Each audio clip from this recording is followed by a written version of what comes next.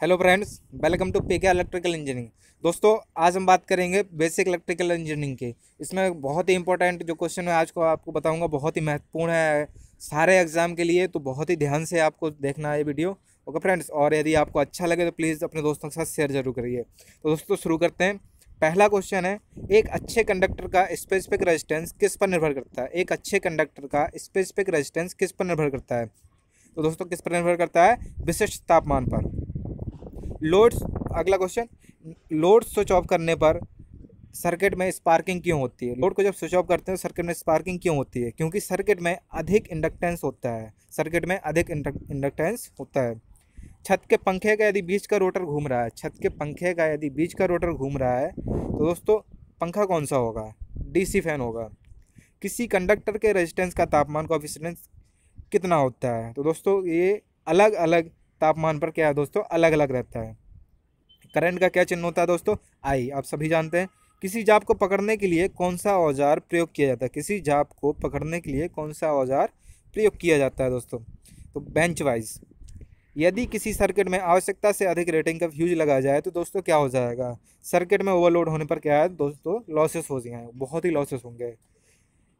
Lamp load की दशा में जब एक से अधिक लैंप स्विच ऑन किए जाते हैं तब लोड का कुल रेजिस्टेंस पर क्या प्रभाव पड़ता है? रेजिस्टेंस दोस्तों कैसा हो जाता है? घट जाता है। चार लैंप प्रत्येक क्या है? 100 वाट के, 100 वाट 200 वोल्ट के हैं। 200 वोल्ट की सप्लाई में क्या है? पैरेलल लगे हैं। तो इन लैंपों द्वारा लिया जाने वाला दोस्तों करंट क्या होगा? 2 एम्पियर। ये आप सॉल्व कर लीजिए। यदि आपको ना समझ में आए, ना कर पाए तो प्लीज़ कमेंट करके ज़रूर पूछिए, मैं आपको बता दूंगा। अगला क्वेश्चन, फ्यूज के फ्यूज के लिए उपयुक्त होने वाली धातु कैसी होना चाहिए? फ्यूज के लिए उपयुक्त होने वाली धातु कैसी होनी चाहिए? धातु कम कम गलनांक और अधिक स्पेसिफिक रेजिस्टेंस वाली होनी चाहिए दोस्तों। एक मानक लंबाई के कॉपर तार के आयतन में बिना परिवर्तन किए यदि उसकी लंबाई 3 गुना बढ़ा दी जाए तो दोस्तों तार का रेजिस्टेंस कितना हो जाएगा? 9 गुना हो जाएगा। क्वेश्चन नंबर 12, एक प्रोटॉन की अपेक्षा एक इलेक्ट्रॉन प्रोटॉन की अपेक्षा कितना भारी होता है? तो दोस्तों कितना भारी होता है? 1840 गुना। कॉपर की तार का रेजिस्टेंस कब बढ़ता है? जब तार की लंबाई क्या है? बढ़ाते हैं। विद्युत का सबसे अच्छा चालक क्या है दोस्तों? चांदी है। नाइक्रोम को अधिक कहाँ प्रयोग करते हैं दोस्तों? हीटर कॉइल में। 100 वाट 250 वोल्ट के बल्ब का रेजिस्टेंस दोस्तों कितना होगा? 625 ओम।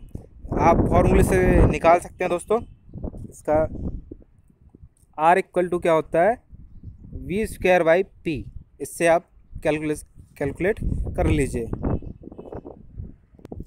Next question, question number 17, semi conductor का तापमान कोएफिशिएंट दोस्तों कैसा होता है? नेगेटिव होता है। सेमी कंडक्टर का तापमान कोएफिशिएंट कैसा होता है? नेगेटिव होता है।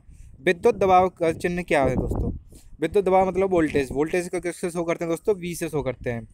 जब एक हीटर का तार जल जाता है तो जले भाग को हटाकर दोबारा हीटर चालू करते हैं दोस्तों, हीटर की पावर पर क्या प्रभाव पड़ता है?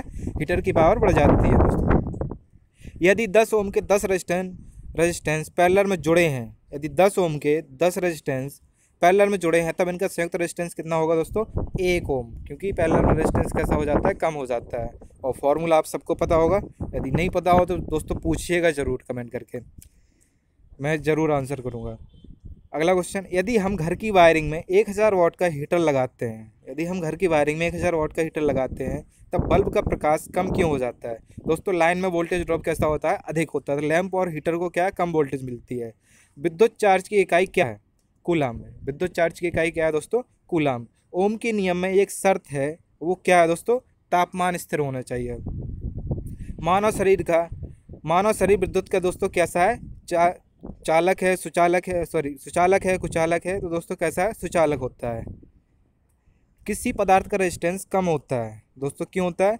उसमें फ्री इलेक्ट्रॉन की संख्या क्या दोस्तों? अधिक होती है। मुक्त इलेक्ट्रॉन की संख्या यदि ज़्यादा हो तो। कंडक्टर का रेजिस्टेंस बढ़ने पर तापमान पर क्या प्रभाव पड़ेगा? कंडक्टर का रेजिस्टेंस बढ़ने पर तापमान पर दोस्तों क्या प्रभाव पड़ेगा? तापमान बढ़ जाएगा। पैरेलल सर्किट में यदि पैरेलल सर्किट में यदि प्रत्येक रेजिस्टेंस के समांतर पैरेलल सर्किट में प्रत्येक रेजिस्टेंस के समांतर क्या बढ़ जाता है और वोल्टेज समान रहती है दोस्तों? करंट क्या है? अलग अलग हो जाती है पैरेलल में। किरचॉफ के दूसरे नियम के अनुसार क्या होता है दोस्तों? वोल्टेज ड्रॉप का गणितीय योग ईएमएफ का गणितीय योग दोस्तों कैसा होता है? शून्य होता है। वोल्टेज ड्रॉप का गणितीय योग और ईएमएफ का गणितीय योग दोस्तों कैसा होता है? शून्य होता है। डायरेक्ट करंट सर्किट में कैसे चलता है दोस्तों? डायरेक्ट करंट सर्किट में कैसे चलता है? करंट का मान और दिशा स्थिर रहते हैं दोस्तों।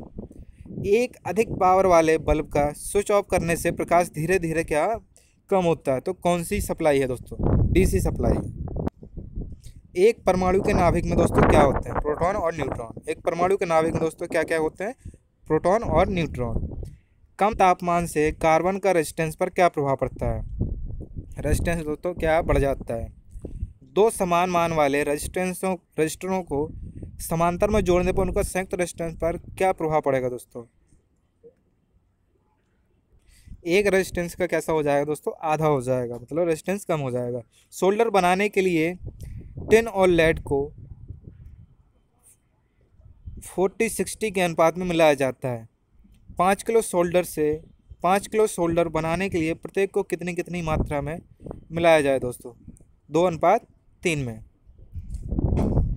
इलेक्ट्रिकल सर्किट में न्यूट्रॉन किस दिशा में चलते हैं दोस्तों? पॉजिटिव से नेगेटिव की ओर।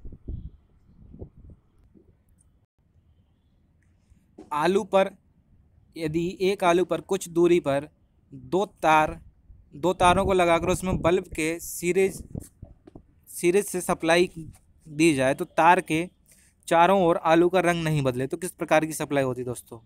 AC supply. वोल्टेज की एसआई इकाई क्या है दोस्तों? वोल्ट। एक कॉपर की तार जिसका व्यास अन्य कॉपर की तार से दुगना है तो उसकी करंट प्रवाह करने की क्षमता कितनी होगी दोस्तों? 4 गुनी होगी। एक 40 वाट 100 वोल्ट का बल्ब कितना करंट लेगा दोस्तों? आप P बराबर VI से इससे निकाल लीजिए। यदि 3 रेजिस्टेंस सीरीज में जुड़े होंगे तब सर्किट का कुल रेजिस्टेंस कितना होगा दोस्तों? उन तीनों का योग के बराबर होगा। समान पोलैरिटी का प्रभाव कैसा होता है? एक दूसरे को दूर धकेलते हैं दोस्तों। धातुओं में ड्रिल करने से पहले गाइड होल करने के लिए किस औजार का प्रयोग करते हैं? सेंटर पंच का। छत के पंखे का बाहरी आवरण घूमता है तो पंखा कौन सा होता है दोस्तों? एसी फैन होता है। 100 वाट और 40 वाट के बल्बों को समान वोल्टेज रेटिंग है। यदि 100 वाट और 40 वाट के बल्बों की समान वोल्टेज रेटिंग है तो 40 वाट वाले बल्ब का रेजिस्टेंस पर क्या प्रभाव पड़ेगा दोस्तों? 40 वाले बल्ब का रेजिस्टेंस कैसा बढ़ जाएगा, ज़्यादा होगा दोस्तों।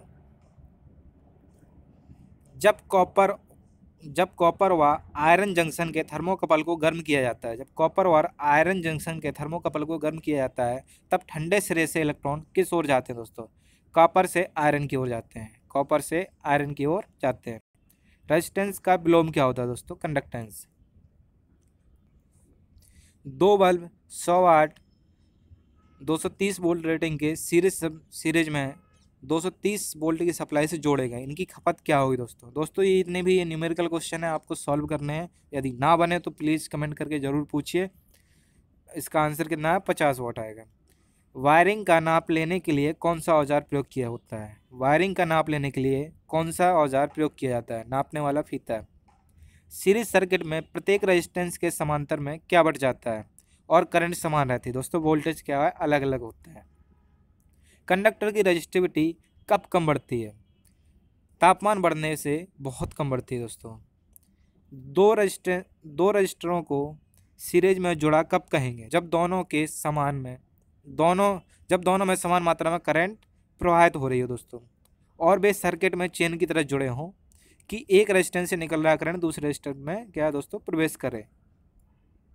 पावर सर्किट में प्रयोग होने वाले कैसे रेजिस्टेंस होते हैं?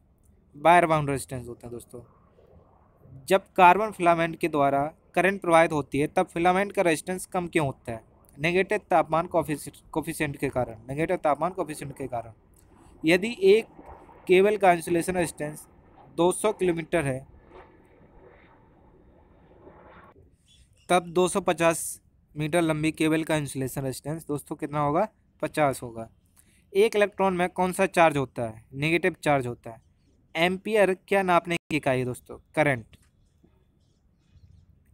दो समान धातुओं के कंडक्टरों की समान लंबाई है किंतु एक का व्यास दूसरे से दुगना है। यदि मोटे कंडक्टर का रेजिस्टेंस 20 ओम है तब दूसरे का रेजिस्टेंस कितना होगा दोस्तों? 80 ओम होगा। ये सॉल्व करिएगा आप जरूर। रेजिस्टेंस को किस यंत्र से मापते हैं दोस्तों? ओम मीटर से। Alternating current AC current circuit में कैसे चलती है दोस्तों? करंट की दिशा और मान समय के साथ साथ क्या है? बदलते जाते हैं। साइन वेव के फॉर्म में चलती है। शुद्ध धातुओं का रेजिस्टेंस तापमान बढ़ने पर बढ़ता है, इसलिए इनका तापमान कोएफिशिएंट दोस्तों कैसा होता है? पॉजिटिव होता है। एमकेएस सिस्टम में, एमकेएस प्रणाली में लंबाई, भार तथा समय की इकाई को कैसे प्रदर्शित करते हैं दोस्तों? मीटर, किलोग्राम, सेकंड से।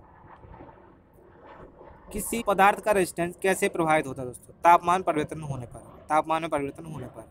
एक डेल्टा में जुड़े रोटर की प्रत्येक वाइंडिंग का रेजिस्टेंस कैसा है दोस्तों? 2 ओम है। तो दो जोड़े टर्मिनलों के बीच रेजिस्टेंस का मान दोस्तों कितना होगा? 1.33 ओम होगा। ये सॉल्व करिए जरूर आप। यदि ना बने तो प्लीज़ कमेंट करके पूछिएगा एक बार। एक हीटर का हीटिंग एलिमेंट नाइक्रोम तार का बना है दोस्तों। इसका रेजिस्टेंस क्या है? 1.1 ओम पर मीटर है।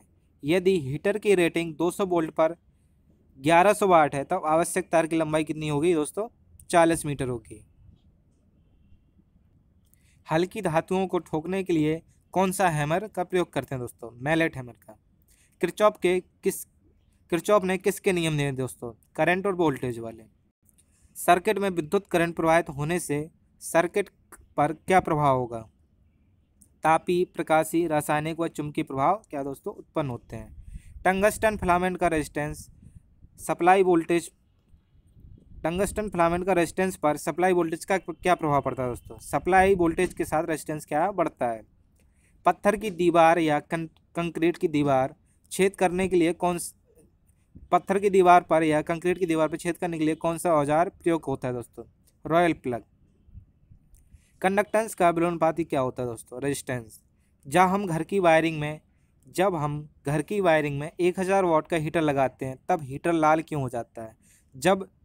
जबकि वायरिंग तार अपेक्षाकृत क्या ठंडे रहते हैं दोस्तों, क्योंकि जो वायरिंग की अपेक्षा हीटर एलिमेंट का रेजिस्टेंस दोस्तों कैसा होता है? अधिक होता है। तापमान बढ़ने पर कार्बन के रेजिस्टेंस पर क्या प्रभाव पड़ता है? रेजिस्टेंस दोस्तों कैसा हो जाता है? कम हो जाता है।